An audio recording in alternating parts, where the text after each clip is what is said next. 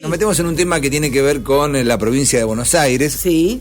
Porque básicamente se aprobó, hubo sesión la semana pasada en el Senado provincial, donde, claro, por ahí lo que más quedó era la aprobación de del alcohol cero, la ley del alcohol cero para manejar en la provincia de Buenos Aires. Es un proyecto que se aprobó y que ahora tiene que ser sancionado en ley en la Cámara de Diputados.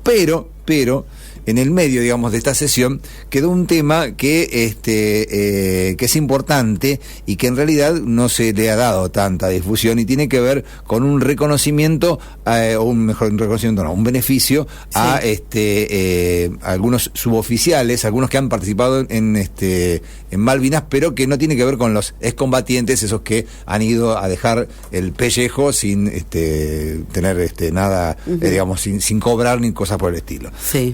Así que bueno, un tema que algún sector venía reclamando y que después de tanto tiempo le han dado visto bueno, que en realidad los equipara con aquellos que justamente, insisto, han dejado el alma ahí en Malvinas. Por eso vamos a conversar con algunos de los que han cuestionado justamente esta ley y están reclamando el veto, como en este caso es Ernesto Alonso, secretario de Derechos Humanos del CECIM. Ernesto, ¿cómo te va? Buen día. Hola, ¿qué tal? Buenos días. Gracias por la comunicación. No, gracias por atendernos. Y bueno, nos gustaría que nos cuentes bien de qué se trata, quiénes son los que terminan beneficiados con esta ley. Bueno, mira, hace años que venimos dando las discusiones cuando aparece algún tipo de proyecto de ley que siempre intentan equiparar, vos bien lo decías, con aquellos que fuimos a Malvinas cumpliendo una carga pública, ¿no? El servicio militar obligatorio. A Malvinas nadie fue en forma voluntaria. Estábamos cumpliendo un servicio militar obligatorio en dictadura militar. No había ninguna otra opción. Por supuesto, nuestra historia, después de que regresamos de Malvinas, lamentablemente todos la conocen, donde, bueno, nos dieron una palmada en la espalda y cada uno se tuvo que arreglar como pudiera, ¿no? Comparado con aquellos que tenían una vocación militar, que habían ingresado a una carrera por distintos motivos, por una decisión propia, y que fueron a Malvinas cobrando un salario, un sueldo, para cumplir una misión y función dentro de lo establecido dentro de sus normas y sus leyes, ¿no? Y que regresaron de Malvinas también cobrando sus sueldos y posteriormente después sus jubilaciones de retiro. Después, si alguno de las personas decidió en forma voluntaria rescindir su contrato, bueno, fue una decisión particular. Insisto, otra cosa fue la historia que vivimos los soldados, los colimbas, que sufrimos la discriminación, la ausencia del Estado. Durante 10 años prácticamente no tuvimos ninguna contención por parte del Estado. Hubo una ausencia de políticas públicas y las consecuencias, y el saldo está también a la vista, ¿no? La cantidad, lamentablemente, de compañeros que se han suicidado después de haber atravesado ese conflicto. Ahora bien, durante los años siguientes nuestras organizaciones se nuclean a estos lazos conscriptos, trabajamos en leyes, reconocimientos, algunos acuerdos para garantizar el trabajo, y siempre el sector militar, o como nosotros decimos el lobby militar, siempre intenta equiparse con una situación que es totalmente distinta. Sí. Bien, entonces, ¿qué pasó en el último periodo, digamos, la semana pasada, el jueves de la semana pasada? A principios de año nuevamente insistieron con una ley para crear un beneficio, una ley de jubilación anticipada para oficiales y suboficiales de las Fuerzas Armadas, que por algún motivo después ingresaron como trabajadores de la provincia de Buenos Aires, y es lo que nosotros estamos cuestionando. Primero, porque la mayoría de estas personas ya tienen un haber de retiro, o sea, se jubilaron, se retiraron después de haber cumplido su carrera militar, o bien posteriormente renunciaron a su trabajo y posteriormente hicieron reclamos y consiguieron también su haber de retiro. Esto los rige, hay una ley que es la ley 19.101 que habla del sistema de retiros y pensiones militares, donde hay una caja especial que es el Instituto de Ayuda Financiera, donde estas personas han hecho sus aportes durante toda su actividad laboral, o si rescindieron el contrato también tienen aportes, y posteriormente en muchos casos le dieron un retiro de haber por discapacidad.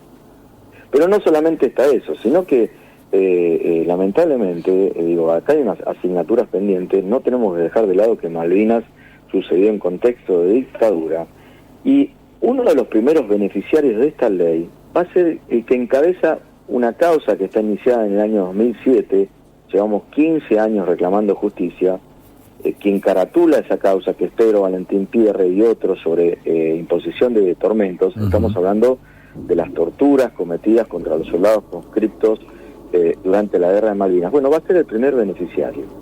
Entonces, dos cuestiones. Primero, que acá no podemos admitir que la provincia, con una ley tratada entre gallos y medias noches, donde no pasó por ninguna comisión, ni siquiera de la Cámara de Diputados y tampoco del Senado de la provincia, donde nos corrieron del debate, porque al no pasar por las distintas comisiones, como la Comisión de Derechos Humanos, la de Presupuesto y otras, que generalmente los proyectos son derivados, bueno, por supuesto, no hubo la oportunidad de debatir, explicar de qué se trataba. Digo, tenemos historia porque este tipo de proyectos ya se había caído en otros periodos, y hay un antecedente que ya en el año 2009 había sucedido algo similar, y el entonces gobernador de la provincia de Buenos Aires, Daniel Scioli, la vetó. Ajá. Entonces, estamos hablando de una cuestión. Primero, que es no podemos permitir que se imponga la impunidad a 40 años de Malvinas, como diciendo acá no pasó nada. Sí. Y segundo, es un agujero negro al IPS, que es algo que estamos también denunciando. Si se promulga esta ley, estaríamos hablando de un universo casi de 2.000 beneficiarios, insisto, con personas que ya tienen su haber de retiro, o sea, tienen su jubilación, y que en forma ilegal, porque acá no hubo control por parte de la provincia, fueron siendo incorporados como trabajadores de la provincia de Buenos Aires, violando la 10.430. Vos no podés estar jubilado y entrar a trabajar. Sí. Entonces, y además esta ley, es un Frankenstein legal técnicamente, porque no existe en toda la legislación previsional de la República Argentina la doble prestación. Vos no podés estar jubilado por ANSES y por el IPS, ¿se entiende? O por la Caja de Provincia de San Juan o de Corrientes y por el IPS. Bueno, lo mismo, no podés tener un haber de retiro, o sea, una jubilación del Instituto de Ayuda Financiera de las Fuerzas Armadas y trabajar en la provincia de Buenos Aires, y menos tener una jubilación además del Instituto de Previsión Social. Ernesto. Estamos hablando de más de 4.200 millones de pesos, que equivalen a 109.000 pensiones mínimas de la provincia de Buenos Aires. Estaba viendo que este proyecto, que ingresó por la Cámara de Diputados, tiene la autoría de Fabio Britos, un diputado que tiene un bloque, digamos, separado del resto, unibloque, y que generalmente trabaja con el oficialismo, pero bueno, que en este caso es independiente. ¿Por qué entró por este lado y cómo fue que pasó el filtro de las dos cámaras sin ningún, digamos, sin ninguna discusión importante? ¿Qué fue lo que pasó acá? ¿Cómo fue el lobby como para que realmente se llegue a esta situación? Mirá, lo que venimos denunciando este tiempo, siempre, el lobby militar intenta plantear situaciones totalmente distantes, diferidas de la situación real que tiene este sector. Entonces, son temas muy particulares, han pasado 40 años, y lo que hemos detectado es un desconocimiento absoluto por parte de las diputadas, de los diputados, de las senadoras, de los senadores y sus asesores para interpretar este tipo de ley. Entonces, si vos no conoces, pasan estas cosas. Además, hubo una inteligencia de armar esto, digamos, que no pase las comisiones, que no haya debate, esto pasa por abajo de la mesa y se aprobó. En todo, durante el expediente, nosotros presentamos las oposiciones, las argumentaciones, nos acompañaron los organismos de derechos humanos. En el expediente hay cartas propia Estela de Carlotto, de la APDH, de la Comisión Provincial por la Memoria. Estamos trabajando, y también están muy preocupados los trabajadores de ATE y de CTA, insisto, porque dos cuestiones. Primero, no podemos hacer borrón y cuenta nueva como acá, que no pasó nada. Acá hay asignaturas pendientes que tienen que ver con la defensa de los derechos humanos. Hace 40 años que a muchos compañeros la tortura le duele, pero por otro lado, acá hay un agujero negro que le van a producir al IPS. Entonces, nos pareció un despropósito. Bueno, este diputado en periodos anteriores también había presentado el mismo proyecto, se caía ese proyecto porque se daban los debates, nosotros participábamos en los debates, explicábamos de qué se trataba, los senadores, las senadoras, los diputados, las diputadas y sus asesores entendían y esto no pasaba. Bueno, acá han presionado fuerte a dirigentes políticos, desde los espacios territoriales, desde los municipios que tienen vinculación con estos sectores, que insisto, también hay una cuestión que, digamos, hay una hay algo, el tema Malvinas, digamos, a toda la sociedad lo conmueve, y cualquier proyecto que diga Malvinas generalmente tiene buena predisposición, pero a veces pasan estas cosas, claro. No se entiende, no se sabe de qué están hablando. Nos ha pasado con otros proyectos donde después intervinimos y decimos, bueno, pues ustedes saben lo que firmaron, mirá, esto va a beneficiar a tal o cual, esto va a ser un beneficio así o asá, y hemos tenido experiencia que ha habido legisladores que después de la conversación, de la explicación de muchos proyectos, hasta retiraron su firma, ¿no? Bueno, lamentablemente hoy está en manos del gobernador Axel Kicillof. ¿Ustedes le reclaman ahora el veto al gobernador? Sí, hemos presentado.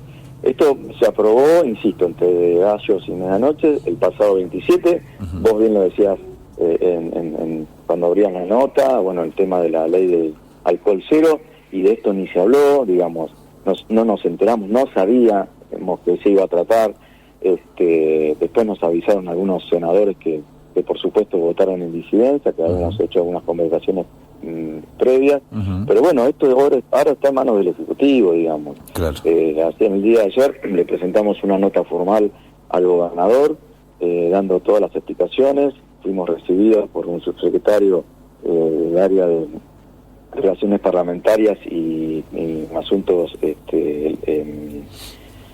no me acuerdo, que es Javier Bell, muy amablemente. Bueno, por supuesto también este funcionario desconocía el alcance que esta ley iba a tener, y bueno, allí estamos con el teléfono abierto, con la línea abierta, digo, a disposición para que no se cometan estas aberraciones históricas, digamos. Malvinas fue parte también de la decisión de la dictadura militar. Hay cientos de represores que hoy lamentablemente cobran pensiones honoríficas otorgadas por el IPS. La provincia no controla, no hace el cruce de información. Entonces, eso es la verdad que no solamente nos pone muy mal, sino que ponete en el lugar de aquel que fue torturado, ¿no? A Pedro Valentín Pierri fue el primer denunciado en el año 2005 por Darío Leriano, que es un compañero de Mar del Plata. Darío Leriano fue estaqueado en las cercanías del aeropuerto de Puerto Argentino. Estaqueados, crucificaron a una persona en el piso. Todos estos hechos se dieron por situaciones famélicas, porque nos ordenaban no tener hambre. Darío fue atado en el piso, crucificado entre tanques de combustible, donde generalmente en esa zona se producían bombardeos, y en la causa que está radicada en el Juzgado Federal de Río Grande, en Tierra del Fuego, hay cientos de hechos denunciados. Hay compañeros que murieron estando estaqueados bajo fuego enemigo. Hay compañeros que murieron, hay asesinatos de soldados en Malvinas comprobados, muertes por hambre, abusos sexuales, antisemitismo, etcétera, etcétera. Entonces, hay dos historias contadas, uno puede agarrar cientos de libros escritos por los militares, donde cuentan la gran ética, ¿no? Pero nada de esto vas a escuchar. Y acá las víctimas fuimos los colimbas, digamos, ¿no? Tal cual. Ernesto, te agradecemos, seguiremos de cerca el tema. Obviamente te pedimos que nos informes en la medida que ustedes sepan algo, pero nosotros lo vamos a seguir de cerca a ver qué pasa con esta ley, a ver si se promulga o no, si se veta, tratando de que justamente se haga justicia como ustedes lo están pidiendo, Gracias a ustedes, a disposición como siempre. Muy bien, hasta siempre. Chao. Ernesto Alonso, secretario de Derechos Humanos del SACIM, del Centro de Excombatientes Islas Malvinas de La Plata.